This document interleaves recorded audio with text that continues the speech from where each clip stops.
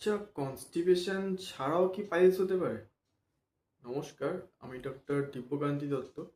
আমরা সকলেই জানি যে কনস্টিপেশন অর্থাৎ দীর্ঘদিন ধরে চাপ দিয়ে পায়খানা করলে পাইলস হয়।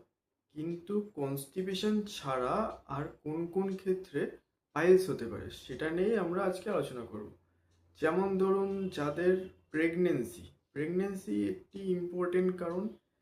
যেমন অনেক ভদ্রমহিলারই প্রেগনেন্সির আগে কখনো পাইলসের সমস্যা ছিল না, কিন্তু দেখা গেল প্রেগনেন্সির সময় তার পাইলসের সমস্যা হলো। এছাড়াও ক্রনিক ডায়রিয়া অর্থাৎ দীর্ঘদিন ধরে ধরুন কারোর পাতলা পায়খানা বা নরম পায়খানা বারে বারে হচ্ছে, এটাও কিন্তু একটা ইম্পর্টেন্ট কারণ। এবং প্যারাডক্সিক্যাল বলতে পারেন, অর্থাৎ এক্ষেত্রে কনস্টিপেশন নেই, তার উল্টো কন্ডিশনটা রয়েছে, কিন্তু তার জন্য পাইলস হচ্ছে।